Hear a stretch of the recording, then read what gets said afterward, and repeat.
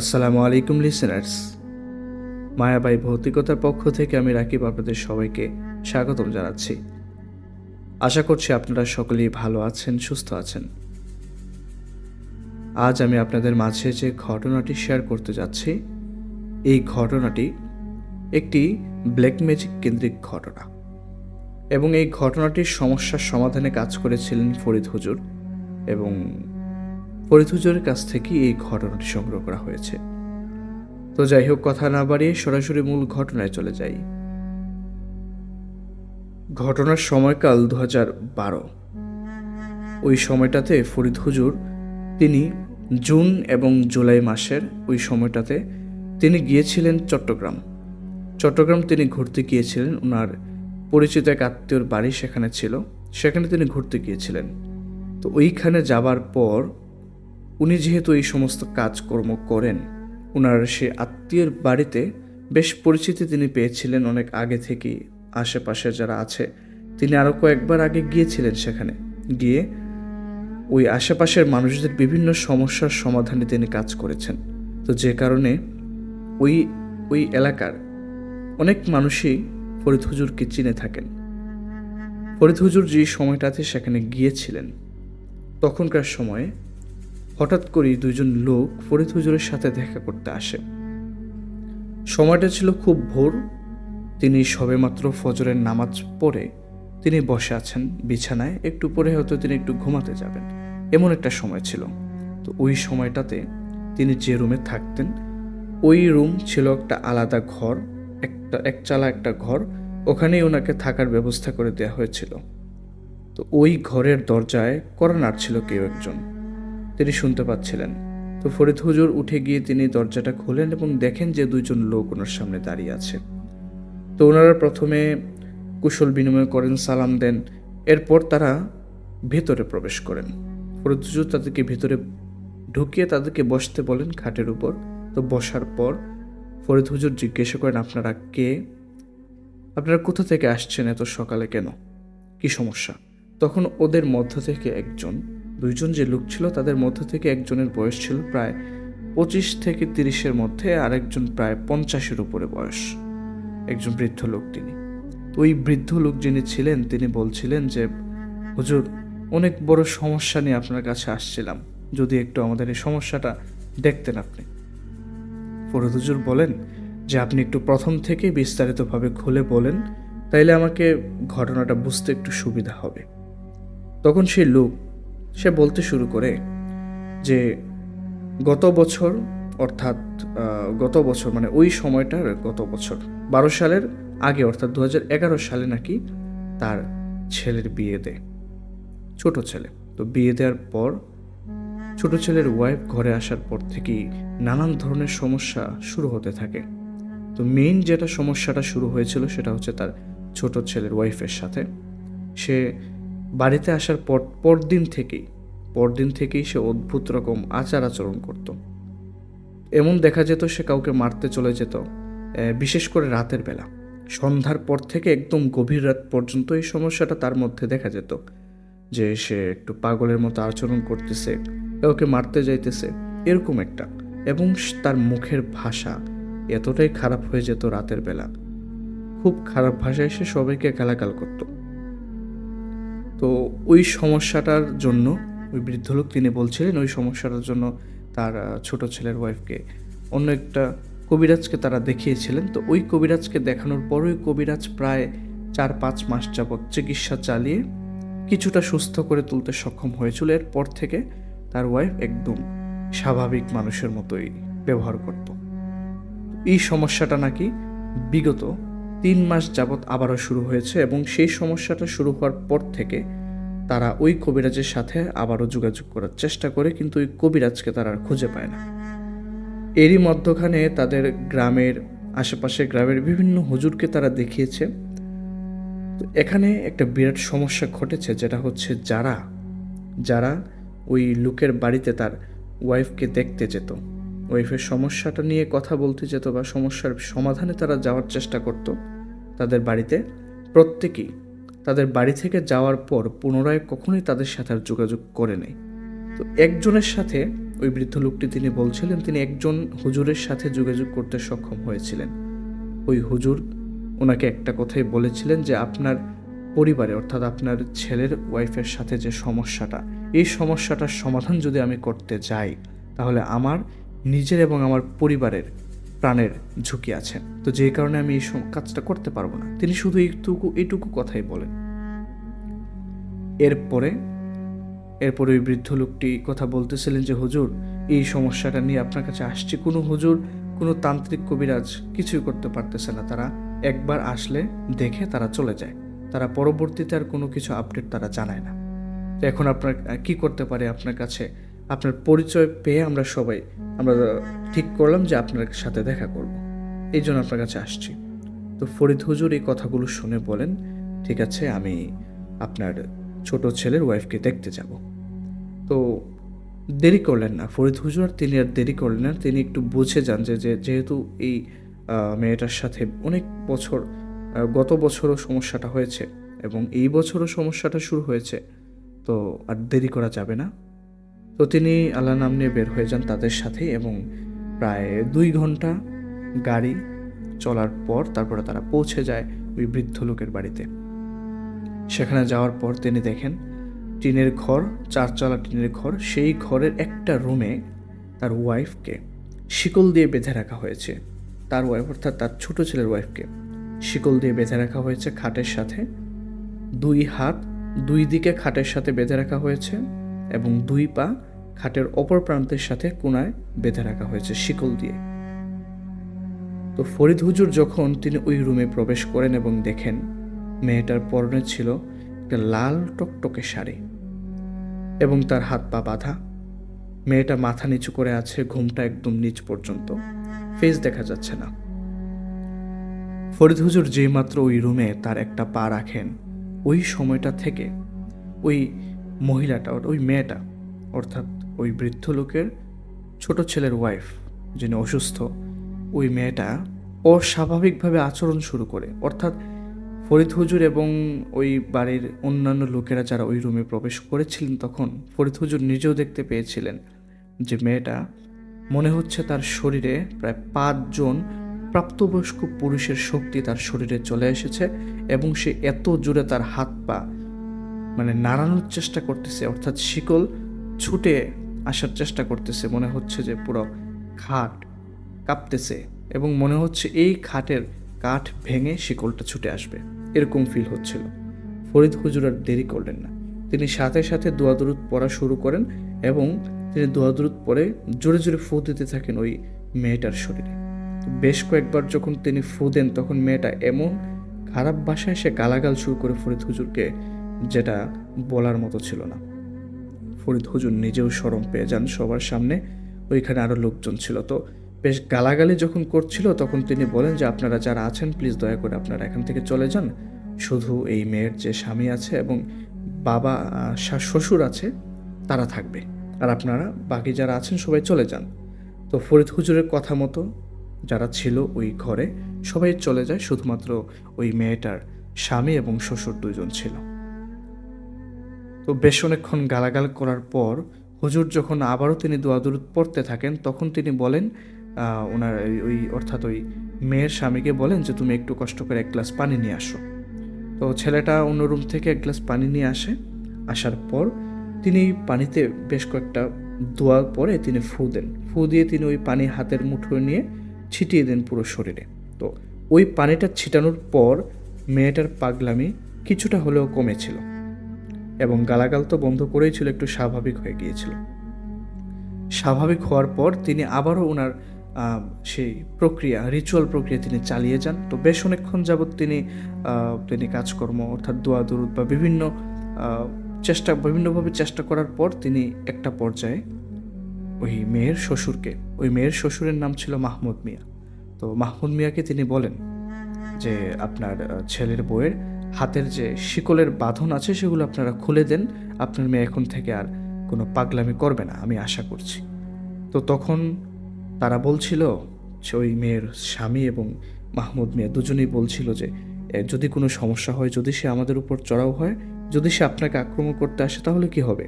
হুজুর বলেন, ভয় পাওয়ার কিছু নাই, আমি তো আছি, আমি সব কিছু জেনে বুঝেই বলছি আপনাদেরকে শিকলটা খুলে দিতে। তখন তার স্বামী, ওই মেয়েটার স্বামী খুলে দেয়। হাত এবং পায়ের বাঁধন খুলে দেওয়াতে মেয়েটা চুপ করে শান্ত হয়ে বসে থাকে এবং কিছুক্ষণ পর মেয়েটা ওই খাটে শুয়ে একটা ঘুম দেয়। হুজুর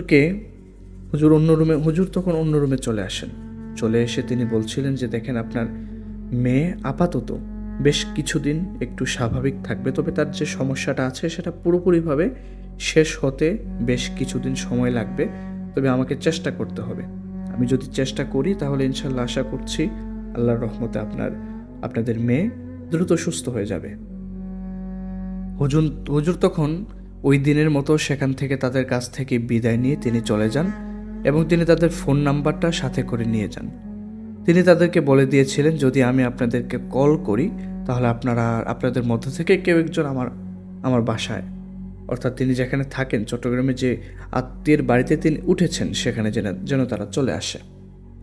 ফরিদ হুজুর তাদের কাছে ওনার নাম্বারটা দিয়ে তিনি চলে আসেন বাসায়। তো বাসা আসার পর তিনি বিশ্রাম নেন অনেকক্ষণ যাবৎ। ফরিদ হুজুর রাতের বেলা তিনি জায়নামাজে বসে এশার সালাতের পর জায়নামাজে বসে তিনি এই বিষয়টা নিয়ে ভাবছিলেন এবং কিভাবে কি করবেন সেটাও তিনি ভাবছিলেন বসে বসে।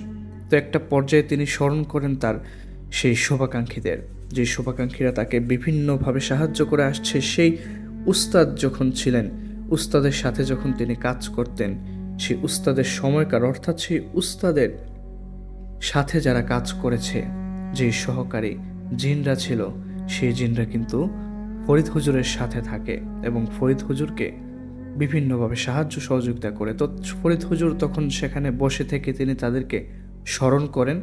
তারা আসার পর তাদের সাথে তিনি আলাপ আলোচনা করেন এবং এই বিষয়টা নিয়ে ভালোভাবে তথ্য জানার জন্য তিনি তাদেরকে বলে দেন। এদের মধ্য থেকে বেশ কয়েকজন তখন সেখান থেকে চলে যায় এবং একজন তখন ঘণ্টাখানেক পর এসে ফরিদ হুজুরকে একটা তথ্য দেয়।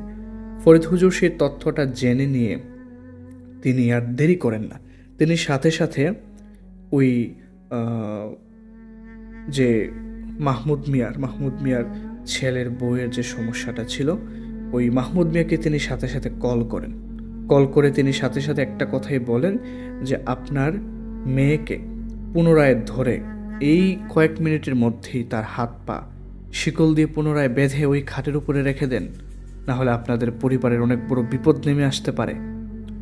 এই কথা বলতে না বলতেই হুজুর যখন এই কথা বলছিলেন তখন তিনি শুনতে পান যে ফোন কলে তো ছিলেন, তখন তিনি একটি আওয়াজ তিনি শুনতে পেয়েছিলেন যে কয়েকজন অনেক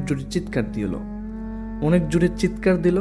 এরপরে মোবাইলে তিনি হ্যালো করছিলেন কিন্তু কোনো উত্তর ওই পাশ থেকে আসছিল না, অর্থাৎ মাহমুদ মিয়া তো কল ধরেছিলেন, উনারও কণ্ঠ আর কোনোভাবেই শোনা যাচ্ছে না, শুধুমাত্র তিনি 2-3টা চিৎকার শুনতে পেয়েছিলেন কারো। কলটা কেটে দেওয়া ছাড়া তখন ফরিদ হুজুরের আর কোনো উপায় ছিল না, কারণ এত রাতে, এই রাতের বেলা তো আর তাদের বাড়িতে এখন যাওয়া সম্ভব না, গাড়িরও ব্যবস্থা নেই। তিনি নিজে আমল করে এবং তাদের জন্য আল্লাহর কাছে দোয়া করে তিনি ওই রাতটা ঘুমিয়ে পড়েন। পরদিন সকালবেলা তিনি বেশ কয়েকবার কল দেন, কিন্তু কেউ কলটা রিসিভ করে না।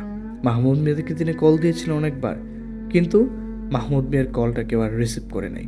তিনি তো একবার গিয়েছেন তাদের বাড়িতে, তিনি সরাসরি গাড়ি রিজার্ভ করে চলে যান মাহমুদ মিয়াদের বাড়িতে। এবং সেখানে যাওয়ার পর ফরিদ হুজুর যেটা দেখতে পান, যে বাড়িটা ছিল, চারচালা যে বাড়িটা ছিল, সেই বাড়িটার 1/3 মানে ওই ঘরের 1/3 পুড়ে একদম কালো হয়ে গিয়েছে, টিন।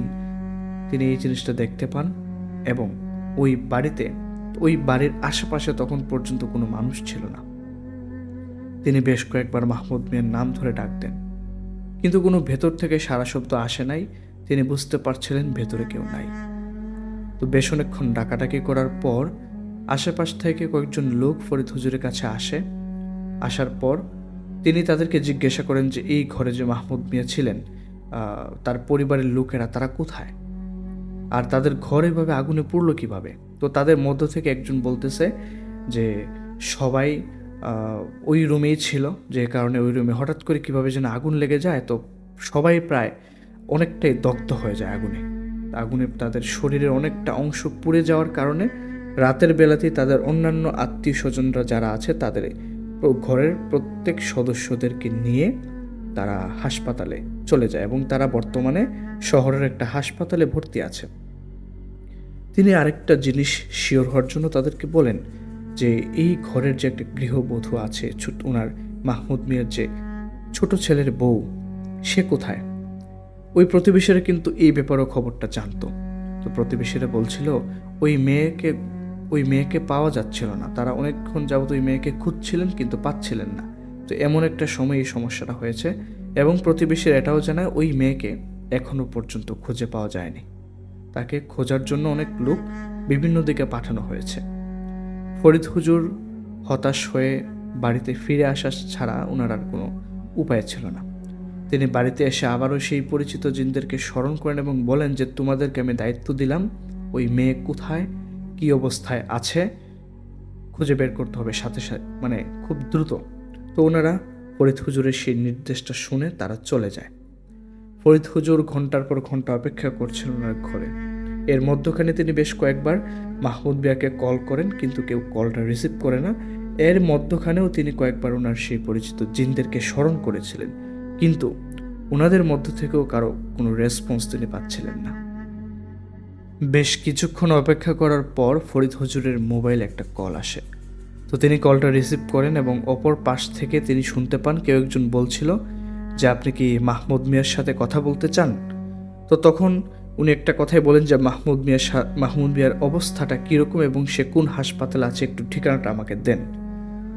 ফরিদ হুজুর ওই ঠিকানাটা ফোনের মাধ্যমে নিয়ে তিনি সরাসরি সে হাসপাতালে চলে যান এবং সেখানে গিয়ে তিনি দেখতে পান যে মাহমুদ মিয়া এবং তার ছেলে এবং পরিবারের বাকি সদস্যরা প্রায় দগ্ধ অবস্থায়, তাদের শরীর পুরা অবস্থায় ব্যান্ডেজ করা তাদের শরীরে, ওই অবস্থায় তারা মানে হাসপাতালের বেডে শুয়ে আছে। তিনি মাহমুদ মিয়ার কাছে যান, কাছে গিয়ে তিনি বসে তিনি জিজ্ঞাসা করছিলেন যে কি হয়েছিল আপনাদের বাড়িতে, আগুন কিভাবে লাগলো, আপনারা পড়লেন কিভাবে, বা আপনাদের ছোট ছেলের বউ কোথায় গিয়েছে, কখন গিয়েছে, আপনারা কি এই বিষয়ে কিছু জানেন কিনা। মাহমুদ মিয়া তখন বলতে থাকে যে আমরা আমাদের যার রুমে আমাদের নিজেদের কাজকর্ম নিয়ে ব্যস্ত ছিলাম। আপনি যখন কল করলেন তখন এর আগ পর্যন্ত কিন্তু আমাদের গৃহবধূ তার যে রুম ছিল ওই রুমেই ছিল, আমরা একটু আগেই দেখে এসেছিলাম। কিন্তু আপনি যখন কল করে এই কথা বলছিলেন আমি তখন এক পা দিলাম ওই আমাদের গৃহবধূর রুমে। আমি যখন এক পা সেখানে দিলাম সাথে সাথে দেখলাম আপনি কিন্তু তখনও কলের মধ্যে ছিলেন, আপনি ফোনে ছিলেন।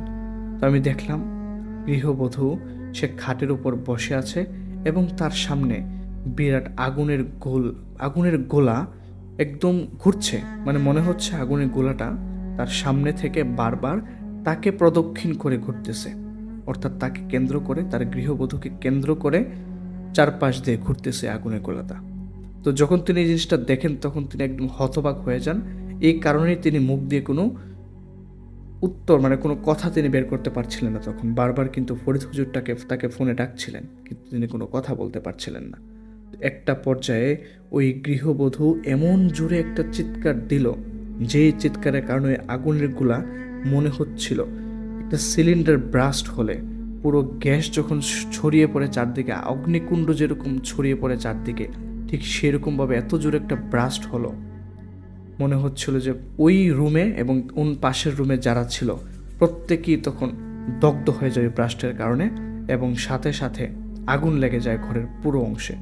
তো দগ্ধ হওয়ার পরে তারা প্রত্যেকেই আল্লাহর রহমতে নিজেদের জান নিয়ে তারা বের হতে পারছিল, কিন্তু তারা একটা মাত্রই চিন্তায় ছিল যে গৃহবধূ তো ভিতরে আছে, তাকে বাঁচাতে হবে। তার ছেলে এবং বেশ কয়েকজন লোক তখন আসছিল আশেপাশ থেকে, তারা প্রত্যেকে ঢুকে যায় ওই রুমের ভেতরে এবং বারবার ওই দুইটা রুম, যে দুইটা রুমে আগুন লেগেছিল, ওই দুইটা বেশি না, ব্রাস্ট হয়েছিল একটু বড় করে। ফরিদ হুজুর বলছিলেন যে একটু বড় করে ব্রাস্ট হয়েছিল, ওই ব্রাস্টের কারণে সকলে দগ্ধ হয়ে যায় এবং আগুন ওই কাপড় চোপড় এবং টিনের উপরিভাগের যে সিলিংয়ের মধ্যে তারা কাপড় দিয়ে ঝুলিয়ে রেখেছিল সিলিংটা, ওইখানে আগুন লেগে যায়। তো ওইটা পরবর্তীতে তারা পানি দিয়ে নিভিয়ে ফেলে, পুকুরের ঘাট ছিল আশপাশে, ওইখান থেকে তারা বালতি দিয়ে পানি এনে নিভিয়ে ফেলে ওই আগুনটা। কিন্তু তাদের গৃহবধূকে তখন তারা আর খুঁজে পায় না ঘরের ভিতরে। তো প্রত্যেকের এনে খুব চিন্তিত হয়ে যায়, কিন্তু তাদের শরীরের এই অবস্থা দেখে তাদেরকে পরে তারা প্রতিবেশী এবং অন্যান্য আত্মীয়রা তাদেরকে হাসপাতালে নিয়ে আসে। তো এতটুকুই মাহমুদ মিয়া জানেন, এবং এটাই তিনি ফরিদ হুজুরের কাছে এটা বলেছেন। তাদের সাথে কথাবার্তা বলার পর ওনারও কিছু কাজকর্ম ছিল আশেপাশে, সেগুলো শেষ করে তিনি প্রায় সন্ধ্যা 7টার পর তিনি রওনা দেন। বেশ অনেকটা জায়গায় হেঁটে এসে ওনাকে গাড়িতে উঠতে হবে এবং সেখান থেকে তিনি বাসায় আসবেন। তো জায়গাটা এমন ছিল যে একদম খোলামেলা, এক গ্রাম থেকে অন্য গ্রাম যেতে হবে, ওই গ্রাম থেকে ডিরেক্ট গাড়ি পাওয়া যায় না এত রাতের বেলা। তো যে গ্রামে তিনি যাবেন সেই গ্রামে স্টেশন আছে, সিএনজি স্টেশন, ওখান থেকে তিনি গাড়ি দিয়ে যাবেন। তো এক গ্রাম থেকে অন্য গ্রামে যাওয়ার রাস্তাটা একদম চিকন সরু মাটির রাস্তা, একটা সিএনজি হয়তো কোনো রকমভাবে আসা যাওয়া করতে পারবে। তো এমন অবস্থায় তিনি কয়েকজন লোকের কাছ থেকে চিনে যে এই দিক দিয়ে গেলে হয়তো তাড়াতাড়ি হবে, তো কয়েকজন লোক ওনাকে বলে দেন। তো বলে দেওয়ার কারণে ফরিদ হুজুর তখন তিনি হাঁটা শুরু করেন ওই রাস্তা দিয়ে। 15 থেকে 20 মিনিটের মতো সময় লাগবে, কিন্তু ওই রাস্তার আশেপাশে কোনো বাড়িঘর ছিল না, অনেক দূরে, অর্থাৎ ধরতে গেলে প্রায় 0.5 কিলোমিটার দূরে দুই পাশে হয়তো বাড়িঘর আছে কারো, কিন্তু এর মাঝখানে কোনো বাড়িঘর নাই। তো তিনি হাঁটা শুরু করেন, হাঁটতেছিলেন তিনি, আর মনে মনে একটু জিকির তিনি করতে করতে তিনি হাঁটছিলেন। চাঁদের আলো ছিল, যার কারণে একদম স্পষ্ট অনেক দূর পর্যন্ত দেখা যাচ্ছিল। তো ফরিদ হুজুর হাঁটতেছেন, হঠাৎ করে রাস্তার পাশের একটা জলাশয়ে, যে জলাশয়ে অনেক ফেনা ছিল এবং বেশ অনেক কিছুটা জায়গা ফাঁকা ছিল। তো ওনার নজরটা পড়ে ওই জলাশয়ের দিকে, এবং জলাশয়ের দিকে যখন ওনার নজরটা পড়ে, ফরিদ হুজুর যেটা দেখতে পান, একটা অবয়ব, একটা মানুষ আকৃতির অবয়ব, সে সাঁতার কাটতেছে ওই পানির জলে, মনের আনন্দে সে সাঁতার কাটতেছে এবং গান গাইতেছে। তো এই জিনিসটা দেখে তিনি একটু থমকে দাঁড়ান এবং তিনি কোনো কিছু বলেন না। একবার তিনি ভাবেন যে না, আমি এটা না দেখার ভান করে সেখান থেকে চলে যাওয়াই ভালো হবে, যেহেতু তিনি সেখানে একা আছেন। তো তিনি হাঁটা শুরু যখন তিনি করেন, তখন উনি তো শুনতে পাচ্ছিলেন যে সাঁতার কাটতেছে। তো একটা সময় তিনি শুনতে পান যে সাঁতার কাটা বন্ধ করে দিয়েছে, পানিতে কোনো আওয়াজ হচ্ছে না। তো যখন তিনি মাথা ঘুরিয়ে ওই জলাশয়ের দিকে তাকান, দেখেন কিছু নাই, একদম খালি। ফরিদ হুজুরের লাইফে এই প্রথম কোনো এন্টিটি ফরিদ হুজুরকে আঘাত করেছিল। ফরিদ হুজুর যখন তাকান, তিনি পুকুরের পানির দিকে, দেখেন কিছু নাই। যে একটু আগে সাঁতার কাটছিল, সে যে অবয়ব, যে মানবাকৃতির অবয়ব সেখানে সাঁতার কাটছিল, সে আর সেখানে নেই। মুহূর্তের মধ্যেই তিনি ভাবছিলেন কোথায় গেল। এই মুহূর্তের মধ্যেই ফরিদ হুজুরকে সজোরে একটা ধাক্কা মারে এবং ফরিদ হুজুর যেটা দেখতে পান, একটা বাদুড়, বিশাল বড় সাইজের বাদুড় আকৃতির একটা অবয়ব। ফরিদ হুজুরের অবয়ব তার ডানা দিয়ে এত জোরে ঝাপটা মারে, যেই ঝাপটার কারণে ফরিদ হুজুর ওই পুকুরের কাছে, অর্থাৎ রাস্তার পাশেই পুকুর ছিল, সেই পুকুরে তিনি পড়ে যান এবং ফেনার নিচে তিনি তলিয়ে যেতে থাকেন ধীরে ধীরে। ফরিদ হুজুর তিনি দুয়াদুরুদ পড়ছিলেন জোরে জোরে, তিনি কি করবেন তখন বুঝতে পারছিলেন না। তিনি সাঁতার কাটতেছেন, ফেনার উপর দিয়ে তিনি উঠতে পারতেছেন না। ফেনার কারণে তিনি সাঁতার দিয়ে পাড়ে আসার চেষ্টা করতেছেন কিন্তু আসতে পারতেছেন না। ফরিদ হুজুর তিনি দেখতেছেন ওই অবয়বটা, বাদুর আকৃতির ওই অবয়বটা বিশাল, সে দাঁড়িয়ে আছে ওই পুকুর পাড়ে, তার ডানাগুলো বিশাল বড়, সে মেলে আছে তার ডানাগুলো, এবং সে তাকিয়ে এক দৃষ্টি সে তাকিয়ে আছে, এবং সে এমনভাবে হাসতেছে মনে হচ্ছে চিকন গলায় কোনো মহিলা হাসলে যেরকম একটা শব্দ শোনা যায়, ঠিক সেই রকম শব্দ তিনি শুনতে পাচ্ছিলেন ফরিদ হুজুর। অনেকক্ষণ চেষ্টা করার পর ফরিদ হুজুর তিনি সক্ষম হন পাড়ে ওঠার জন্য, এবং তিনি যখন পাড়ে উঠে যান তখন ওই অবয়বটা একটা উড়াল দেয়, তার দুই ডানা প্রশস্ত করে সে উড়াল দিয়ে সেখান থেকে গায়েব হয়ে যায়। ফরিদ হুজুর আর তিনি সেখানে দেরি করেন না, কারণ এই পরিস্থিতিতে তিনি ওনার জীবন আর কোনোদিন পড়েন নাই একটা অবয়ব সরাসরি ওনাকে আঘাত করবে। ফরিদ হুজুরের মনে আসছিল না তিনি যে তার সহকারী জিনদেরকে তিনি স্মরণ করবেন। পাড়ে ওঠার পর তিনি সাথে সাথে স্মরণ করতে থাকেন ওই জিনদেরকে, কিন্তু ওই জিনদের কোনো রেসপন্স তিনি পাচ্ছিলেন না। তিনি হাঁটতে থাকেন সরাসরি, না আমাকে নিজেই সামলাতে হবে এই পরিস্থিতি। তিনি হাঁটছিলেন এবং মুখে মুখে তিনি দরুদ পড়ছিলেন, হাঁটছিলেন। তো অনেকটা পথ তিনি পার হয়ে আসার পর পেছন থেকে তিনি শুনতে পান তার পরিচিত কেউ একজন শুভাকাঙ্ক্ষী এসেছেন। তিনি পিছনে তাকিয়ে দেখেন সুন্দর লেবাস, ইসলামিক লেবাস, বড় জুব্বা পরা, মাথায় সুন্দর পাগড়ি এবং মুখে দাড়ি। তিনি ওনার পেছনে দাঁড়িয়ে আছেন এবং ওনার সাথে তাল মিলিয়ে হাঁটতেছেন সামনের দিকে। তো একটা পর্যায়ে ফরিদ হুজুর তিনি হাঁটা বন্ধ করেন নাই, তিনি যে হাঁটতেছেন, তো ওই যে শুভাকাঙ্ক্ষী ওনার কাছে এসেছেন উনি ওনার সাথে তাল মিলিয়ে হাঁটতেছেন এবং জিজ্ঞাসা করতেছেন, বিপদে পড়ার আগে কি আমাদের কথা মনে পড়ে না? তখন তিনি বলতেছেন, আমি কি বিপদ আসবে আমি কি জানতাম? হঠাৎ করে আসছে, আমি জানলে তো আমি আপনাদের কাউকে সাথে নিয়ে অবশ্যই আসতাম। তো তখন ওই শুভাকাঙ্ক্ষী যে একজন ছিলেন তিনি বলছিলেন যে আপনার নিজে বোঝা উচিত ছিল, আপনি এক গ্রাম থেকে অন্য গ্রামে যাবেন এই নিরিবিলি রাস্তা দিয়ে, এবং আপনি একটা কেস সলভ করার কাজ আপনি চেষ্টা করতেছেন। তো আপনার বোঝা উচিত ছিল যে আপনার একা চলাচল করা এই মুহূর্তে আপনার জন্য রিস্ক। এটা আপনি বুঝে শুনে আমাদের কাউকে আপনার সাথে রাখলেই হতো। তখন ফরিদ হুজুর তিনি জিজ্ঞাসা করেন, যা হয়ে গেছে আল্লাহ আমার সাথে ছিলেন, আমাকে বেশি ক্ষতি করতে পারেনি।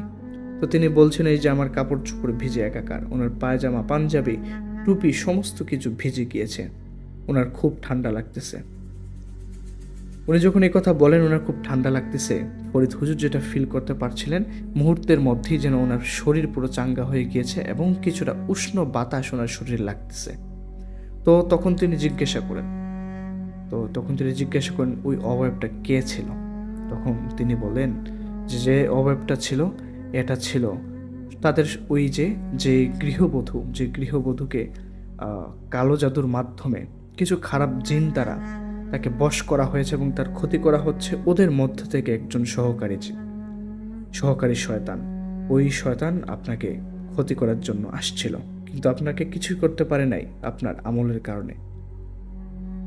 তো তখন ফরিদ হুজুর বলেন, ঠিক আছে, আমি বাসায় গিয়ে এই ব্যাপারে কথা বলবো। তো তখন ওই শুভাকাঙ্ক্ষী ওনাকে গাড়ির রাস্তা পর্যন্ত এগিয়ে দিয়ে সেই শুভাকাঙ্ক্ষী চলে যায়। তো এদিকে ফরিদ হুজুর দেখেন তিনি আস্তে আস্তে প্রায় 10-15 মিনিটের মধ্যে ওনার শরীরের যে ভেজা কাপড়গুলো ছিল, পাজামা, পাঞ্জাবি, টুপি সমস্ত কিছু একদম শুকিয়ে গিয়েছে, একদম স্বাভাবিক কাপড়ের মতো। তো তখন তিনি সিএনজি রিজার্ভ করে সাথে সাথে চলে আসেন তার বাড়িতে। ওই দিন রাতের বেলা ফরিদ হুজুর জানতে পারেন যে তার ওই যে মাহমুদ মিয়া যে ছিল, মাহমুদ মিয়ার গৃহবধূ যে ঘর থেকে বের হয়ে গিয়েছিল অগ্নিকাণ্ডের সময়, সে ফিরে এসেছে এবং তারা প্রত্যেকেই বেশ কয়েকদিন হাসপাতালে থাকার পর কিছুটা সুস্থ বোধ করার পর তারা বাড়িতে ফিরে যায়। তো বাড়িও কিছুটা এর মধ্যখানে মেরামত করে নতুন চাল লাগানো হয়, এবং পরবর্তীতে যখন ওই গৃহবধূকে জিজ্ঞাসা করা হয়েছিল তুমি কোথায় গিয়েছিলে, সে বলছিল আমি তো একটু বাইরে ঘুরতে গিয়েছিলাম, এরপরে আর ওর কিছু মনে নাই, সে এটুকুই বলতেছিল। তো ফরিদ হুজুরের সাথে এই কথা বলার পর ফরিদ হুজুর বললেন যে আচ্ছা ঠিক আছে, এখন স্বাভাবিকভাবে চলতে দিন, আমি আসতেছি, আমি এসে কথা বলবো আপনাদের সাথে, এবং ওই গৃহবধূকে কখন কি করতে হবে আমি আপনাদের জানাবো। ওই দিন রাতের বেলা যখন স্বাভাবিকভাবে সবাই ঘুমাচ্ছিল মাহমুদ মিয়ার ফ্যামিলিতে, মাহমুদ মিয়ার মাহমুদ মিয়ার ছোট ছেলের সেই ওয়াইফ যখন তার ছোট ছেলের সাথে একসাথে রুমে ছিল, তো মাহমুদ মিয়ার সেই ছোট ছেলে সে তো ঘুমিয়েছিল। তো হঠাৎ করে তার যখন ঘুমটা ভেঙে যায়, সে দেখতে পায় যে তার বিছানায় তার ওয়াইফ তার পাশে নাই। তো তিনি উঠে বসে তিনি রুমের লাইট জ্বালাতে যাবেন, এমন সময় ওনার রুমের সিলিংয়ের দিকে ওনার চোখ যায় এবং তিনি দুইটা লাল রঙের চোখ তিনি দেখতে পান।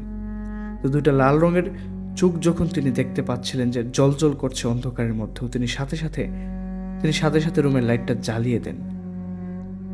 ওই মাহমুদ মিয়ার ছোট ছেলে যখন রুমের লাইটটা জ্বালিয়ে দেয়,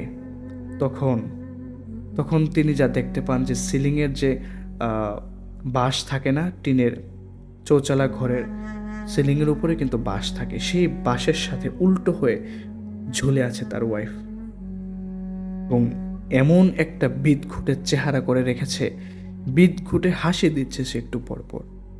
মাহমুদ মিয়ার ছেলে তখন এই জিনিসটা দেখে সে আর সহ্য করতে পারছিল না। সে একটা জোরে চিৎকার দিয়ে তার আব্বা আম্মাকে ডাকতে থাকে এবং সে রুম থেকে বেরিয়ে আসে।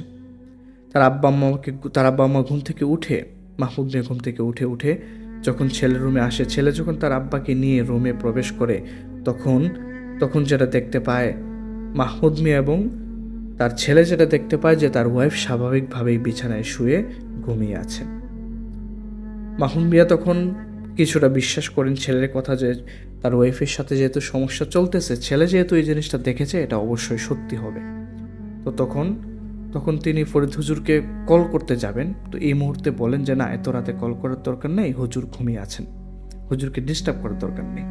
তো এই কথাগুলো তিনি জানতে পারেন যে এইরকমভাবে হয়েছিল মাহমুদ মিয়ার পরিবারে। তো ওই রাতটা কাটার পরদিন কিন্তু ফরিদ হুজুর তাদের বাড়িতে গিয়েছিলেন, মাহমুদ মিয়ার বাড়িতে যাবার পর তিনি গৃহবধূকে রুকিয়া করার প্রস্তাব দেন যে গৃহবধূকে রুকিয়া করাতে হবে, রুকিয়া করলে আশা করি সমস্ত সমস্যা ঠিক হয়ে যাবে।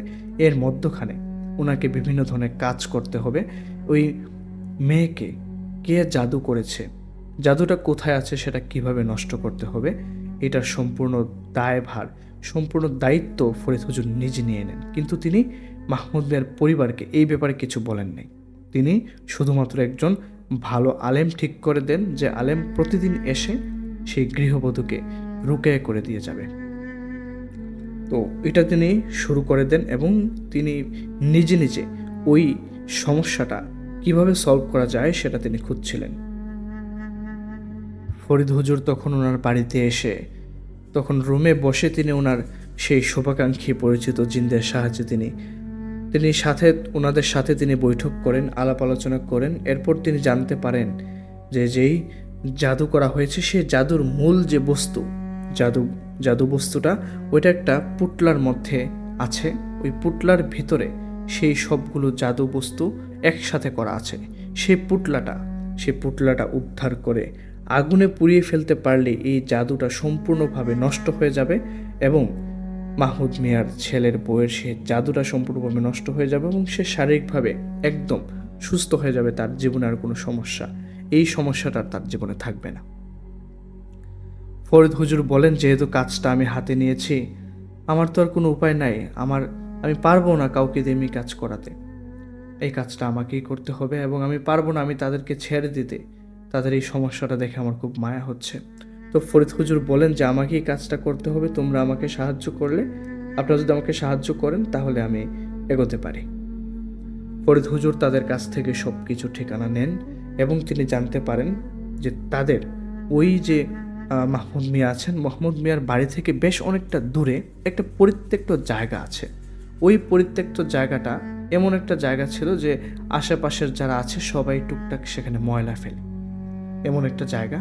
গ্রামের সেই জায়গাটাও কিন্তু মানুষ ময়লা ফেলে। তো ওই জায়গাটার পাশে একটা ইউক্যালিপটাস গাছ আছে। ইউক্যালিপটাস গাছ তো অনেক সোজা এবং লম্বা, অনেক উঁচা হয়, বড় একটা প্রাপ্তবয়স্ক ইউক্যালিপটাস গাছ।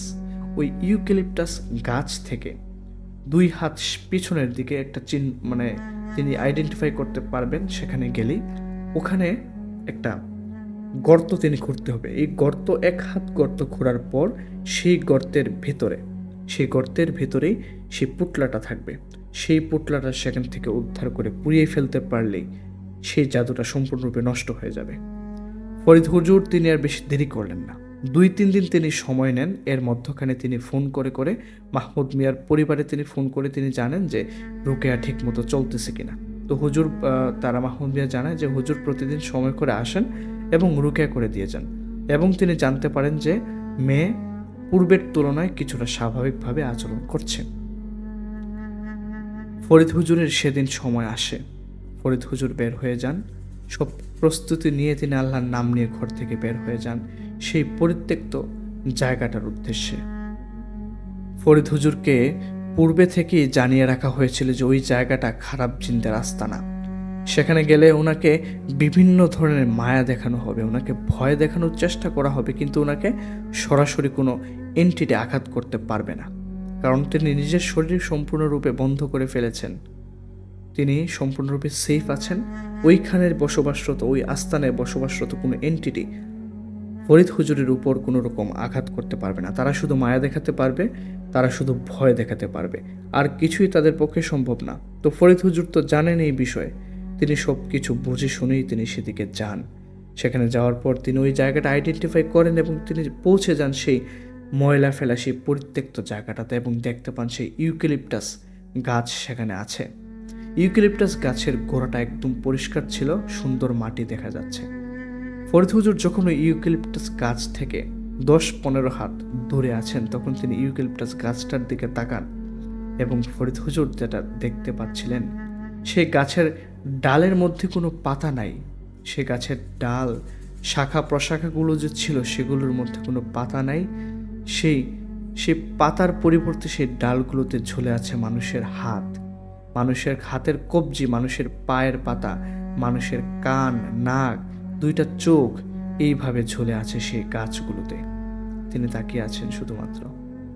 তিনি কয়েক মুহূর্তের জন্য একটু অন্যমনস্ক হয়ে গেলেও তিনি জিনিসটা আবার তিনি ভাবেন যে না, আমাকে মায়া দেখানো হচ্ছে, আমাকে ভয় দেখানো হচ্ছে, আমাকে কাজটা সম্পূর্ণভাবে করতে হবে, এখানে ভয় পেলে চলবে না, সময় নষ্ট করা চলবে না। ফরিদ হুজুর ওইদিকে দৃষ্টিপাত করেন না। তিনি ইউক্যালিপটাস গাছের পাশে আসেন। আসার পর তিনি যেটা ফিল করতে পারছিলেন যে আশেপাশে অনেক এন্টিটি ঘোরাফেরা করছে। তিনি সেই এন্টিটিগুলোর হাঁটার আওয়াজ, সেই এন্টিটিগুলোর নিজেদের মধ্যে কথাবার্তা বলার আওয়াজ তিনি শুনতে পাচ্ছিলেন, এবং তিনি শুনতে পাচ্ছিলেন ওই এন্টিটিরা নিজেদের মধ্যে বলা বলি করতেছে যে এই ফরিদ হুজুর আজকে তার প্রাণ নিয়ে এখান থেকে ফিরতে পারবে না। ফরিদ হুজুর কিন্তু এইসব বিষয়ে তোয়াক্কা করতেছেন না। তিনি বলতেছেন, আল্লাহ আমার সাথে আছেন, আমি আমার এই কাজটা, এই হালাল কাজটা আমি সম্পূর্ণভাবে শেষ করে আমি এখান থেকে সহি সালামত আমি ফিরে যেতে পারবো ইনশাআল্লাহ। তিনি ওই দিকার দৃষ্টিপাত করেন না। তিনি সেই দেখানো, অর্থাৎ সেই জিনদের বলা সেই জায়গাটুকুতে, অর্থাৎ হাত গাছ থেকে কয়েক হাত পেছনের দিকে তিনি গর্ত করা শুরু করেন। তিনি হাত দিয়ে গর্ত করা শুরু করেন, কারণ ওই গাছের গোড়ার মাটিটা নরম ছিল। তিনি আগে থেকেই জানতেন একটু বালু মাটি ছিল, নরম ছিল, যে কারণে তিনি হাত দিয়ে গর্ত করতে কমফোর্ট ফিল করছিলেন। তো অনেকটা গর্ত করার পর তিনি পাচ্ছিলেন না সেই পুতলাটা খুঁজে। তিনি পুতলাটা খুঁজে পাচ্ছিলেন না। এই মুহূর্তে তিনি দেখতে পাচ্ছিলেন যে ওনার পেছনে অনেক শিয়ালের ডাক তিনি শুনতে পাচ্ছিলেন। মনে হচ্ছে শত শত শিয়াল ওনার পেছনে দাঁড়িয়ে আছে এবং এত জোরে তারা ডাকতেছে, মনে হচ্ছে যে শিয়াল বা কুকুরকে পিটালে তারা যেরকম আর্তনাদ করে, যেরকম আওয়াজ করে, ঠিক সেরকম আওয়াজ ফরিদ হুজুর শুনতে পাচ্ছিলেন তখন। ফরিদ হুজুর ওই দিকে তিনি দৃষ্টিপাত করেন না। তিনি ওনার নিজের কাজ করছিলেন মনোযোগ সহকারে। তিনি আবারও গর্ত করা শুরু করেন। তিনি আরেকটু গভীরে তিনি প্রবেশ করেন ওই পুতলার খোঁজে। অল্প কিছুক্ষণের মধ্যেই ফরিদ হুজুর সেই পুতলাটা তিনি খুঁজে পান। পুতলাটা ছিল কালো কাপড়ে মোড়ানো এবং পুতলাটার মুখটা বন্ধ ছিল লাল সুতায় মোড়ানো, লাল সুতা দিয়ে মোড়ানো ছিল ওই মুখটা। তিনি পুতলাটা হাতে নেন। হাতে নিয়ে তিনি এক পা যখন সামনের দিকে আগান, তিনি চলে আসবেন সেখান থেকে, সেই মুহূর্তে ওনার ঠিক 2 হাত সামনে দাঁড়িয়ে আছে একটা অবয়ব, এবং অবয়বটার দেহের আকৃতি যেরকম ছিল, ওই যে তিনি দেখেছিলেন, তিনি ডোবার পাড়ে যেটাতে দেখেছিলেন যে এই এন্টিটি ওনাকে পুকুরে ফেলে দিয়েছিল, আঘাত করেছিল সেই এন্টিটি। তবে তবে তার আকৃতি ওই ওই বাদুড়টার থেকেও 2 গুণ বেশি, এত বড় আকৃতি। তার ডানা 2 পাশে ছড়িয়ে আছে, মনে হচ্ছে এই ডানা দিয়ে তাকে এখনই ঝাপটা দিয়ে তাকে মেরে ফেলবে। ফরিদ হুজুর দেখতেছেন, সে তাকিয়ে আছে তার দিকে, এক দৃষ্টি তাকিয়ে আছে সেই বাদুর আকৃতির সে অবয়বটা। ফরিদ হুজুর কিছু বুঝে ওঠার আগেই সে অবয়বটা তার ডানা দিয়ে ফরিদ হুজুরকে এত জোরে চেপে ধরে ফরিদ হুজুরকে তার শরীরের মধ্যে ঢুকিয়ে ফেলবে, এরকম একটা অবস্থা। ফরিদ হুজুর মনে মনে তিনি দোয়া দরুদ পড়েন এবং তিনি জোরে জোরে তার শুভাকাঙ্ক্ষীদের নাম ধরে ডাক দেন। শুভাকাঙ্ক্ষীদের নাম ধরে ডাক দিতে দেরি হয়েছে, কিন্তু তিনি যেটা বুঝতে পারেন যে মুহূর্তের মধ্যেই যেন সেই বাদুড়ের মতো এন্টিটির যে ডানা ছিল 2টা, সেই ডানাগুলো যেন মুহূর্তের মধ্যে তার শরীর থেকে বিচ্ছিন্ন হয়ে অনেক দূরে গিয়ে ছিটকে পড়েছে এবং সেই বাদুড়ের মতো অবয়বটা সেখানে মাটিতে শুয়ে ছটফট করতেছে। এই জিনিসটা দেখে আর তিনি সেখানে দেরি করলেন না, তিনি বুঝে যান যে তার শুভাকাঙ্ক্ষীরা তার আশেপাশে আছে এবং তারা এই কাজটা করেছে। তিনি দ্রুত পায়ে হাঁটতে শুরু করেন এবং হাঁটতে হাঁটতে প্রায় 20 মিনিটের মধ্যে তিনি পৌঁছে যান। তিনি মাহমুদ মিয়ার বাড়িতে পৌঁছে যান, কিন্তু মাহমুদ মিয়াদের বাড়িতে পৌঁছে তিনি তাদের সাথে দেখা করেন না। তিনি শুধু তাদের বাড়িতে দেখেন যে তাদের বাড়ির ভিতরের পরিবেশের অবস্থান, ভেতরের যে অন্যান্য সদস্যরা আছে তাদের অবস্থা কীরকম, তিনি একটু চুপি দিয়ে দেখেন যে না, সবাই স্বাভাবিকভাবে আছে। তিনি পুটলাটা নিয়ে একটু দূরে সরে আসেন। দূরে সরে এসে তিনি মাটির রাস্তা ছিল, মাটির রাস্তার মাঝখানেই তিনি নিজের পকেট থেকে একটা ম্যাচ তিনি বের করেন, ম্যাচের বাক্স। সেই ম্যাচের বাক্স বের করে তিনি তো দেখতে পান সেই কাপড়ের, পলিথিনের কাপড়। তিনি ওনার আগ্রহ হয়েছিল যে ভিতরে কি আছে সেগুলো দেখার জন্য, কিন্তু ওনার যে শুভাকাঙ্ক্ষী ছিল তাদের পক্ষ থেকে সরাসরি নিষেধ ছিল যে পুটলা খোলা যাবে না, সরাসরি ওটার ভেতরে কি আছে এটাও দেখা যাবে না, সরাসরি সেটাকে আগুনে পুড়িয়ে ফেলতে হবে।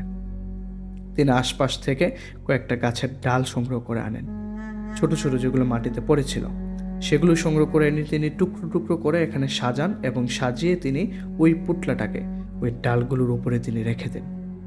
এরপর তিনি সরাসরি একটা কাগজের টুকরার মাধ্যমে তিনি সেখানে আগুন লাগিয়ে দেন এবং দেখতে দেখতে কিছুক্ষণের মধ্যে ওই পুটলাটা সম্পূর্ণ পুড়ে, ওই গাছের ডালগুলো সহ সম্পূর্ণ পুড়ে একদম ছাই হয়ে গিয়েছে। ছাই হয়ে যাওয়ার পরেও সেই ছাইয়ের যে কয়লাগুলো আছে, গাছের ডালের কয়লাগুলো কিন্তু জ্বলন্ত অবস্থায় চকচক করছিল, একদম দেখা যাচ্ছিল। তো তিনি তখন বুঝতে পারেন যে কাজ সম্পূর্ণরূপে শেষ হয়েছে, ওনাকে এখন চলে যেতে হবে। উনি আর মাহমুদ ভাইয়ের ফ্যামিলিতে দেখা করেন নাই, তিনি সরাসরি ওনার বাসায় আস্তে আস্তে যতটা সময় লাগে তিনি চলে আসেন। এসে তিনি মাহমুদ ভাইকে কল করেন যে আশা করি আপনাদের ফ্যামিলিতে আর যে সমস্যাটা আছে সেটা শেষ হবে না, আর কোনো সমস্যা হবে না। এবং যে রুকেয়া তিনি করেছিলেন, রুকেয়ার কথা যিনি বলেছিলেন অন্য হুজুরকে দিয়ে রুকেয়া করাচ্ছিল তারা, সেটা ছিল হুজুরের লাস্ট দিন। এর পরের দিন করালে হুজুরের 7 দিন সম্পন্ন হয়ে যাবে। তো মাহমুদ মিয়াকে তিনি এই কথাই বলে দেন যে আপনারা কালকে হুজুর যখন কাল শেষ হবে হুজুরের রুকেয়া, তখন আপনারা হুজুরকে একটা পরিমাণ মতো হাদিয়া দিয়ে হুজুরকে বিদায় করে দেন এবং আশা করছি আপনাদের ফ্যামিলিতে আর সমস্যা হবে না এবং পরবর্তীতে সপ্তাহখানেকের মধ্যে আমি আপনার সাথে দেখা করব। হুজুর যখন রুকেয়া শেষ করে যান পরের দিন, তো এরপর থেকে বেশ কয়েকদিন স্বাভাবিকভাবেই চলে, আর কোনো রকমের সমস্যা, এবং সে ওই মাহমুদ মিয়ার ছোট ছেলের বউর সাথে যে সমস্যাটা হচ্ছিল এবং সে যে অদ্ভুত রকমের আচার আচরণ করছিল, একটা মানুষের পক্ষে তো এই আচরণ করা সম্ভব না। এইভাবে কি একটা মানুষ কিভাবে সে উল্টো হয়ে ঝুলে থাকবে সিলিংয়ের মধ্যে, একটা মেয়ের পক্ষে তো সম্ভব না কোনোভাবেই। তো সপ্তাহখানেক কেটে যাবার পর ফরিদ হুজুর একদিন সময় করে মাহমুদ মিয়ার বাড়িতে গিয়েছিলেন।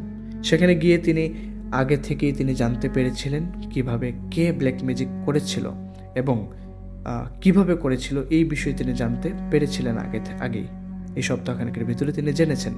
তারপর তিনি এই বিষয়ে সব কিছু খুলে বলার পর তিনি যে কথাগুলো বলেন তিনি আর সেটা শেয়ার করেননি, কারণ এখানে অনেক রেস্ট্রিকশন আছে যেগুলো তিনি আর বলতে পারেননি।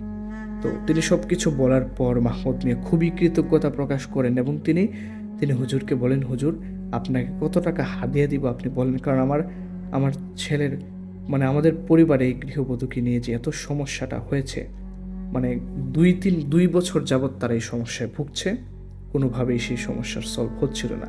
হুজুর আপনি আল্লাহর রহমতে আপনি কাজটা করে দিয়েছেন, এখন আপনি বলেন যে আপনাকে কত টাকা আমরা হাদিয়া দিব। তো ফরিদ হুজুরকে এই কথা বলার পর ফরিদ হুজুর বলেন যে আমি আল্লাহকে খুশি করার জন্য কাজ করি, আল্লাহ আমাকে যে শক্তিটুকু, আমাকে যে সামর্থ্যটুকু আল্লাহ দিয়েছেন সেটা দিয়ে আমি মানুষকে সাহায্য করার জন্য চেষ্টা করি। আমি মানুষের কাছ থেকে কোনো হাদিয়া বা কোনো মজুরি বা পারিশ্রমিক আমি নিতে চাই না। তো পরিশেষে তিনি সকল কথাবার্তা শেষ করে কুশল বিনিময় করে তিনি সেখান থেকে চলে আসেন। তো তিনি মূলত চট্টগ্রামে গিয়েছিলেন যে তিনি 1 সপ্তাহ থাকবেন, কিন্তু এর বেশি সময় ওনার থাকা হয় কারণ মাহমুদ মিয়ার পরিবারের সেই সমস্যাটা সমাধানের চেষ্টা করার কারণে ওনাকে আরও বেশ কয়েক সপ্তাহ ওখানে থাকতে হয়। তারপর তিনি ওনার নির্দিষ্ট সেই সময়টুকু তো পেরিয়ে গিয়েছিল, তো সেই সময়টুকু শেষ করে তো তিনি প্রায় 1 মাসের পর তিনি বাড়িতে ফিরে আসেন। তো এই ছিল ফরিদ হুজুরের ঘটনা। চলে যাচ্ছে সরাসরি আজকের এপিসোডের পরবর্তী ঘটনায়। এখন যে ঘটনাটি শেয়ার করব, এই ঘটনাটার সময়কাল আনুমানিক 2008 সালের দিকে। তো আমার দাদার বাড়ির এলাকার ঘটনা, সেটা একজন গ্রামের প্রবীণ লোকের কাছ থেকে সংগ্রহ করা হয়েছে। তো উনি যেটা বলেন যে আমাদের দাদার বাড়ির এলাকায় যে একটা পুরনো মসজিদ ছিল, সে মসজিদটা ভেঙে প্রায় 15 বছর হবে এরকম, বা আরও বেশি সময় ধরে ওই মসজিদটা ওখানে ছিল। তো ওই মসজিদ যখন ভেঙে ফেলা হয়, ওই ভেঙে ফেলার সময় একটা ঘটনা তারা এলাকাবাসীরা প্রত্যেকেই সেটা বুঝতে পারে। তো বিশেষ করে ওই মসজিদের যে মুয়াজ্জিন যিনি থাকতেন, তিনি ওই মুয়াজ্জিন এবং সেখানে পরিচর্যাকারী হিসেবেও তিনি থাকতেন, ওনার সাথেই মূলত মেইন সমস্যাটা হয়েছিল এবং তিনি নিজে প্রত্যক্ষদর্শী ছিলেন সরাসরি। তো এক পর্যায়ে গ্রামের সিদ্ধান্ত হয় যে এই মসজিদটা সম্পূর্ণটা মসজিদ ভেঙে ফেলা হবে, ভেঙে নতুন করে নতুন ডিজাইনে মসজিদ তৈরি করা হবে। 2008 সালের কথা। তখন মসজিদ যখন ভেঙে ফেলার সিদ্ধান্ত নেওয়া হয়, মসজিদটা ছিল একতলা মসজিদ, একদম অনেক আগে মসজিদটা তৈরি করা হয়েছিল যুদ্ধের সময়। হ্যাঁ, মানে যুদ্ধে 1971 সালে মসজিদটা ছিল, হয়তো এর আগে বা পরে ওটা তৈরি করা হয়েছিল। তো ওই মসজিদে একটা মিনার ছিল, মিনারটার উচ্চতা প্রায় 4 তলা বাড়ির সমান। ওই মিনারের যে একদম উঁচুতে ওইখানে মাইক লাগানো ছিল, ওই মাইকের সাহায্যে আজান দেয়া হতো। তো এই সময়টাতে, অর্থাৎ যখন মসজিদের একতলা ভবন সম্পূর্ণ ভাঙা শেষ হয়ে গিয়েছে, তো পাশে কিন্তু মুয়াজ্জিনের থাকার জন্য একটা আলাদা একতলা ছোট করে ঘর ছিল। তো মানে চাল দিয়ে তৈরি করা ছিল ঘর, একচালা, ওখানে তিনি থাকতেন। তো যখন পুরো মসজিদের মেইন ভবনটুকু ভাঙার কাজ চলছিল, প্রায় ভাঙার শেষের পথে, তখন তিনি যখন হয়তো দেখা যাচ্ছে যে 2-3 দিন পরে মিনার ভাঙার কাজ শুরু হবে, ওই সময়টাতে মুয়াজ্জিন কিন্তু তখন সেখানেই থাকতেন। তো সেই মুয়াজ্জিন তিনি একদিন রাতের বেলা স্বপ্ন দেখতে পান যে একটা খুব সুন্দর বৃদ্ধ একজন লোক, খুব সুন্দর দাড়ি, সে স্বপ্নের মধ্যে তাকে বলতেছে, মুয়াজ্জিনকে বলতেছে যে এই মিনারটা যেন ভাঙা না হয়, মিনারটা যেইভাবে আছে সেভাবেই যেন থাকে, শুধুমাত্র মসজিদের মেইন ভবনটা ভেঙে ফেলার পর নতুন করে যেন শুধু মেইন ভবনটাই তৈরি করা হয়, মিনারটা যেন না ভাঙে, মিনারটা যেভাবে আছে সেভাবেই যেন থাকে। প্রথম রাতে তিনি এই স্বপ্নটা দেখতে পান। তো তিনি স্বাভাবিকভাবেই নেন যে হয়তো মিনারটা থাকলেই ভালো হবে, সুন্দর, এটা এত ভালো রয়েছে, এটা তো আর সমস্যা নাই যে ভেঙে ফেলতে হবে। যখন ওই দিন যখন কাজ শুরু হয়, পরের দিন সকাল থেকে কিন্তু মিনার ভাঙার কাজ শুরু হয়েছিল। তো যখন মিনার ভাঙার কাজ শুরু হয়, ওখানে যারা মিস্ত্রি যারা ছিল কাজ করতে এসেছিল ভাঙার, তারা একটু সমস্যায় পড়ে। তো সমস্যাটা ছিল যে একটু পরপর তাদের সাথে একটা দুর্ঘটনা ঘটতো। তো হয়তো কেউ হাতুড় দিয়ে তার আঙুলের মধ্যে মানে ব্যথা পেত, আবার দেখা যেত কেউ পড়ে যেত, আবার দেখা যেত যে ছোট ছোট ইটের টুকরা ভেঙে তাদের উপরে পড়তো। এরকম একটা সমস্যা হচ্ছিল। তো বেশ অনেকক্ষণ যাবৎ এই সমস্যাগুলো বারবার হওয়ার কারণে প্রত্যেকেই কাজটা সেখানে বন্ধ করে দেয় এবং মুয়াজ্জিন তখন একটু চিন্তা করেন যে আমি যেটা রাতে স্বপ্নে দেখেছি এটা কী ছিল বা আমি কেন এই জিনিসটা স্বপ্নে দেখেছি, এখন এই মিস্ত্রিরা এখানে কাজ করা অবস্থায় কেন তাদের সাথে এই সমস্যাটা হচ্ছে, এতদিন তো তাদের কিছু হয় নাই, তারা কোনোভাবেই কাজটা করতে পারতেছে না, মুয়াজ্জিন তখন মসজিদ কমিটির লোকেদের সাথে কথা বলেন যে আমি তো রাতে এরকম স্বপ্ন দেখেছি, যে আমি স্বপ্নে দেখেছি একজন সুন্দর বৃদ্ধ লোক আমাকে বলতেছে যে মসজিদের মিনার যেন আমি না ভাঙি। মসজিদ কমিটি বলেন যে আচ্ছা যাক, আপাতত আজকে যেহেতু সকল মিস্ত্রিরা আহত হয়েছে কিছুটা, আজকে কাজ বন্ধ থাকুক, আগামীকাল থেকে এটা একদিনই যেন সম্পূর্ণটা ভেঙে ফেলে, এই জন্য তিনি বলেন যে বেশি করে লোক বা মিস্ত্রি যেন নিয়ে আসা হয়। ওই দিন সন্ধ্যাবেলা মাগরিবের নামাজের পর তিনি নিজের রুমেই বসেছিলেন মুয়াজ্জিন সাহেব। তখন ওনার তো একচালা ঘর, টিনের দরজার মধ্যে কেউ যেন কড়া নাড়তেছে। তিনি এটা স্পষ্টভাবে শুনেন এবং তিনি ভেতর থেকে বলেন কে। তিনি ভেতর থেকে যখন জিজ্ঞেস করেন কে, তখন বাইরে থেকে একজন স্বাভাবিক মুরব্বী টাইপের একজন লোক যেভাবে উত্তর দিবে আমি, কিন্তু সে তার নাম বলে নেই, সে বলতেছে আমি। তো তখন তিনি বলেন যে ভাবেন যে হ্যাঁ, গ্রামের হয়তো কোনো মুরব্বী আসছে ওনার কাছে। তো তখন তিনি দরজাটা খুলে দেওয়ার পর তিনি দেখতে পান তিনি স্বপ্নে যে বৃদ্ধ লোককে তিনি দেখতে পেয়েছিলেন, হুবহু সেম চেহারা, সেম শারীরিক গঠন এবং তার পরনের কাপড়গুলো একদম সেম, কোনো পরিবর্তন নাই, সে ওনার সামনে দাঁড়িয়ে আছে। মুয়াজ্জিম সাহেব কিছুটা অবাক হয়ে যান এবং তিনি চমকে ওঠেন প্রথম দেখা মাত্রই ওই বৃদ্ধ লোকটিকে। তখন ওই বৃদ্ধ লোক কোনো কিছু না বলে সরাসরি ঘরের ভিতরে প্রবেশ করে সব বসে পড়ে খাটের উপর বসে পড়ে সে মুয়াজ্জিনকে বলে, আমি এই মিনারের উপরে থাকি, এটাই আমার থাকার জায়গা, আমি এই মসজিদে বেশিরভাগ সময় নামাজ পড়ি, আমার ভালো লাগে এখানে থাকতে, তোমরা দয়া করে কষ্ট করে এই মসজিদের মিনারটা পরিবর্তিত করো না, তো মসজিদের মিনারটা যেন সবসময় থাকে, এটা ভেঙে ফেললে আমার এখান থেকে চলে যেতে হবে, আমি এখান থেকে অন্য কোথায় যেতে পারবো না, তোমরা এই মসজিদের মিনারটা ভেঙো না। মুয়াজ্জিন সাহেব অবাক হয়ে যান যে আপনি কে, আপনি মসজিদের মিনারের উপরে থাকেন কিভাবে? তখন তিনি বুঝতে পারেন কিছুটা যে এটা মানুষ না, কারণ ওনার সামনে আসলে উনি কখনো সরাসরি কোনো জিনের মুখোমুখি তিনি হন নাই। এই প্রথমবার তিনি সরাসরি ওনার সামনে তিনি জিন দেখতে পারতেছেন এবং সে উপদেশ দেওয়ার জন্য আসছে সরাসরি মুয়াজ্জিন সাহেবের কাছে। এই কথাটুকু তিনি বলে তিনি আর মুয়াজ্জিন সাহেবকে কোনো কথা বলার তিনি সুযোগ দেন নাই। মুয়াজ্জিন সাহেব শুধু অবাক দৃষ্টিতে তাকিয়েছিলেন এবং তিনি একটা ঘোরের মধ্যে ছিলেন। তিনি যে কিছু জিজ্ঞাসা করবেন বা তিনি কিছু প্রশ্ন করবেন, এই সামর্থ্যটুকু, এই শক্তিটুকু বা তার এই জ্ঞানটুকু তার ছিল না। মুয়াজ্জিন সাহেব শুধু তাকিয়ে আছেন যে এত সুন্দর তার চেহারা, এত সুন্দর তার ফেসের গঠন। সেই বৃদ্ধ লোকটা তখন আর দরজা দিয়ে বের হয় নাই, সে ওয়াল যে ছিল, টিনের বেড়া ছিল ঘরের, সেই বেড়া ভেদ করে সে বেরিয়ে যায়। যখন বেড়াটা ভেদ করে সে বেরিয়ে যায় তখনই সেই মুয়াজ্জিনের কিছুটা হুঁশ ফিরে আসে এবং সেই মুয়াজ্জিনের ঘোর কেটে যায়। মুয়াজ্জিনের ঘোর যখন কেটে যায় তখন তিনি স্পষ্টভাবে বুঝতে পারেন যে না, এটা অবশ্যই জিনের সাথেই আমি ছিলাম, আমার সাথে কথা বলেছে, সে আমাকে স্বপ্নে দেখা দিয়েছে মিনারটা যেন না ভাঙা হয়। মুয়াজ্জিন সাহেব তিনি এই স্বপ্নের কথা তিনি যে স্বপ্নটা দেখেছেন সেই স্বপ্নের সরাসরি লোক, সেই বৃদ্ধ লোকটা ওনার সামনে এসেছেন। এখন তিনি এই কথাটা কি মসজিদ কমিটির সদস্যদেরকে জানাবেন কিনা? সে তো সরাসরি এসে বলে গেল এই মিনারটা যেন না ভাঙা হয়। তিনি চিন্তা করলেন না যে এখন যদি তিনি মসজিদ কমিটির সদস্যদেরকে না জানান তাহলে তো আর এটা ভেঙে ফেলা হবে, এটা তো রেখে দেওয়া যাবে না। তখন তিনি পরদিন সকালবেলা মসজিদ কমিটির সদস্যদের সাথে আলাপ আলোচনা করেন এবং তিনি বলেন যে এরকম ঘটনা ঘটেছে, উনি আমার সামনে এসেছেন, সরাসরি এসে বলছেন তিনি এই মিনারের উপরে থাকেন, এই মিনারটা যেন ভাঙা না হয়। কমিটির সদস্যরা হাসি ঠাট্টা করতে থাকে যে আপনি কি বলতেছেন, এগুলো পাগলামি করতেছেন, এটা কি কোনোভাবে সম্ভব?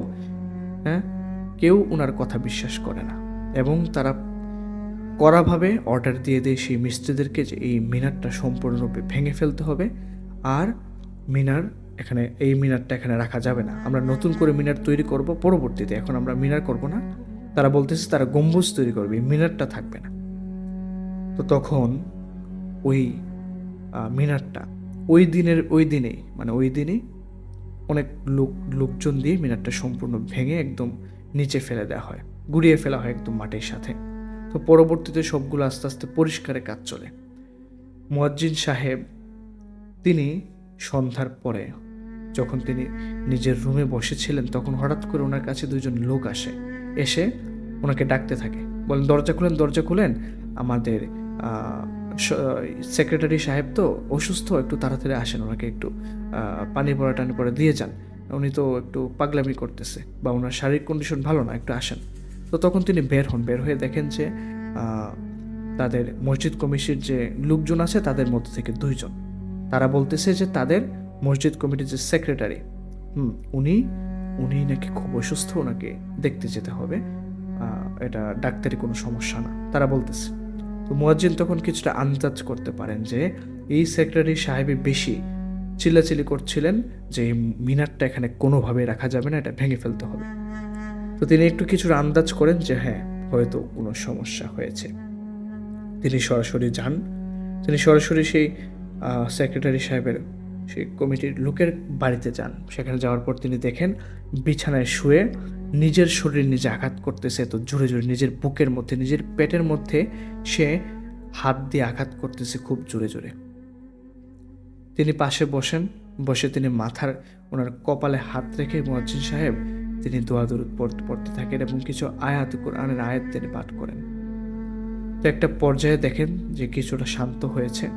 শান্ত হওয়ার পর তিনি বলেন যে গ্রামের একজন কবিরাজ আছেন, নাম করা হুজুর, ওনাকে কবিরাজ বলে, হুজুরও বলে, তো ওনার কাছ থেকে কয়েকটা তাবিজ এনে যেন ওনার শরীরে লাগিয়ে দেওয়া হয় এবং কিছু পরামর্শ দরকার হলে ওই হুজুরের কাছে গেলে ওই হুজুর পরামর্শ দিয়ে দিবে। মুয়াজ্জিন সাহেব তখন চলে আসেন রাতের বেলা এবং তিনি মিনারটা যেখানে ভাঙা হয়েছে সেখানে তিনি দাঁড়িয়ে তিনি ভাবছিলেন এই মিনারটা যদি না ভাঙা হতো তাহলে কতই না ভালো হতো, এই মিনারে যিনি থাকেন ওনারও কত সুবিধা হতো। এখন তিনি একটা কথাই চিন্তা করতেছেন যে এই মিনারটা ভেঙে ফেলার কারণে উনি রাগান্বিত হয়ে তাদেরকে তিনি চেপে ধরেছেন এবং তাদের সমস্যা করতেছেন। তো তিনি তখন নিজে কোনো কিছু যে করবেন, তিনি তো এরকম রাস্তায় তিনি কখনো যান নাই, জিন রিলেটেড সমস্যার সমাধানেও তিনি যান নাই বা কোনো জিনিস সাথে আগে ওনার দেখা হয় নাই, এই প্রথমবার উনি এটা ফেস করেছেন। সেখানে দাঁড়িয়ে তিনি ভাবতে থাকেন এই মিনারটা রেখে দেওয়া উচিত ছিল। তো তিনি সেখান থেকে রুমে চলে আসেন এবং পরবর্তীতে আস্তে আস্তে তিনি শুনেন যে ওই লোকটাকে, যে সেক্রেটারি ছিলেন মসজিদের ম্যানেজিং কমিটির, ওনাকে পরবর্তীতে তাদের গ্রামের আরেকজন ভালো হুজুরকে যিনি কবিরাজি করেন, ওনাকে দেখানোর পর আস্তে আস্তে সপ্তাহখানেকের মধ্যে তিনি কিছুটা সুস্থ হয়ে ওঠেন। তো পরবর্তী সময়ে কিন্তু কিছুটা সুস্থ হয়ে পড়ার জন্য, যেহেতু ওটা ভেঙে ফেলা হয়েছে, আস্তে আস্তে নতুন মসজিদ নির্মাণের কাজটাও শুরু হয়ে যায়। ওই ভাঙা মসজিদের পাশেই বড় দোচালা একটা টিনের ঘর তৈরি করা হয়েছিল। ওখানে ওই মসজিদে যারা নামাজ পড়তো প্রত্যেকে ওখানেই আপাতত নামাজ পড়ে। তো মসজিদের কাজ শুরু হয় এবং যারা কাজ করতেছে তারা বলতেছে যে আগামী 3 থেকে 4 মাসের মধ্যে সম্পূর্ণ কাজ শেষ হয়ে যাবে। তো এদিকে ওই কমিটির যে লোকটা অসুস্থ হয়ে গিয়েছিল, সমস্যা দেখা দিয়েছিল, তিনি আস্তে আস্তে সুস্থ হতে থাকেন ওই হুজুরকে দেখানোর পর থেকে। তো পরবর্তী সময়ে যখন পুরোপুরিভাবে সুস্থ হয়ে ওঠে সেই লোক, তখন তিনি একবার ওই লোকের সাথে দেখা করেন, কমিটির লোকের সাথে দেখা করে বলেন যে দেখেন, আমি আপনাকে আপনার ভালোর জন্যই বলেছিলাম এবং এই জিনিসগুলো আপনাকে বিশ্বাস করতে হবে, বিশ্বাস না করলে তো আপনার ঈমান থাকবে না, কারণ জিনের কথা আল্লাহ কুরআনে বলে দিয়েছেন, এটা আপনি যদি বিশ্বাস না করেন তাহলে তো আপনার ঈমান থাকবে না। তো যাই হোক, আমি সতর্ক করেছিলাম, আপনি সেটা করেন নাই, সে কারণে আপনাকে একটু ভুগতে হয়েছে, কারণ আমি বলেছিলাম এই মিনারে একজন ভালো জিন থাকেন, ওনার সেই জায়গাটা আপনারা ইচ্ছাকৃতভাবে আপনারা নষ্ট করে দিয়েছেন। এই মিনারটা কিন্তু না ভাঙলেও হতো। তো পরবর্তীতে ওই লোক সেক্রেটারি, তিনি মসজিদ কমিটির সেক্রেটারি, তিনি ক্ষমা চান মুয়াজ্জিনের কাছে এবং বলেন যে আল্লাহ রক্ষা করছে ওই আপনাদের দোয়ায়। তো তখন ওই মুয়াজ্জিন সাহেব, তো যখন মসজিদের কাজ চলমান প্রায় 2-3 সপ্তাহ কেটে গেছে মসজিদের কাজ চলমান, তো একটা পর্যায়ে তিনি একদিন রাতে আবারও তিনি স্বপ্ন দেখেন সেই বৃদ্ধ লোকটাকে। সুন্দর শারীরিক গঠন, এত সুন্দর নুরানির চেহারা, মাথায় পাগড়ি, পুরো শরীর একদম সাদা, পাঞ্জাবি পুরনো, একদম হাঁটুর নিচ পর্যন্ত পাঞ্জাবি। তো এই জিনিসটা তিনি দেখতে পান। তখন ওই বৃদ্ধ লোকটি, অর্থাৎ সেই জিনটি, যে জিনকে তিনি স্বপ্নে দেখেছিলেন এবং ওনার সামনে এসেছিলেন, সেই জিনটাকে আবারও তিনি স্বপ্নে দেখার পর ওই জিনটা ওনাকে স্বপ্নের মাধ্যমে বলতেছে যে তুমি অনেক বড় আলেম হবে, তুমি আমার জন্য কথা বলেছ, তুমি আমার থাকার ব্যবস্থা করার জন্য কথা বলার চেষ্টা করেছো, কিন্তু হয়তো তোমার কথা মানে নাই, কিন্তু তুমি আমার ভালোর জন্য তুমি চেষ্টা করেছো। আমি দোয়া করে দিলাম, তুমি অনেক বড় আলেম হবে ইনশাল্লাহ, তুমি সঠিক পথে সবসময় চলবে। তো এরকম কিছু উপদেশমূলক কথা নাকি তিনি স্বপ্নের মাধ্যমে জানতে পারেন। তো এরপর পরবর্তীতে, এত 2000 অনেক আগের কথা ছিল। তো এর পরবর্তীতে এখনকার সময়ে ওই মুয়াজ্জিন সাহেব, তিনি একটা দরবার শরীফের ভালো মানের একটা তিনি টিচার হিসেবে মানে কাজ করতেছেন। টিচার হিসেবে তিনি পড়াচ্ছেন, আরবি পড়াচ্ছেন। তো এটাই ছিল ওনার উন্নতির। তো উনি একটা কথাই বলতেছেন যে ওই জিন, ওই যে বৃদ্ধ ভালো জিন যে আমার জন্য দোয়া করে দিয়েছিল, ওনার দোয়াতে আজকে আমি এই পর্যন্ত এসেছি। কারণ উনি তো বলে দিয়েছিলেন আমি একজন ভালো আলেম হব, সৎ পথে চলার জন্য সে উপদেশ দিয়েছিল আমাকে। তো পরবর্তীতে তিনি ওই দরবার শরীফের খাদেম হিসেবে নিয়োগ পান এবং তিনি আরবি টিচার হিসেবেও ওই দরবার শরীফের মাদ্রাসায় তিনি শিক্ষকতা শুরু করেন। এবং এখন মানে এই বর্তমান সময়েও তিনি ওই দরবার শরীফের মাদ্রাসাতে তিনি শিক্ষক হিসেবে এখন ওনার চাকরি জীবন তিনি পার করছেন। তো এই ছিল আজকের দুটি ঘটনা। আশা করি আপনাদের ভালো লেগেছে। তো প্রিয় লিসেনার্স, আপনাদের সংগ্রহে যদি এরকম কোনো ঘটনা থাকে, হোক ছোট কিংবা বড়, আপনারা সেই ঘটনাগুলো লিখে অথবা ভয়েস রেকর্ড করে পাঠিয়ে দিতে পারেন ভৌতিকতার ইমেল অ্যাড্রেসে।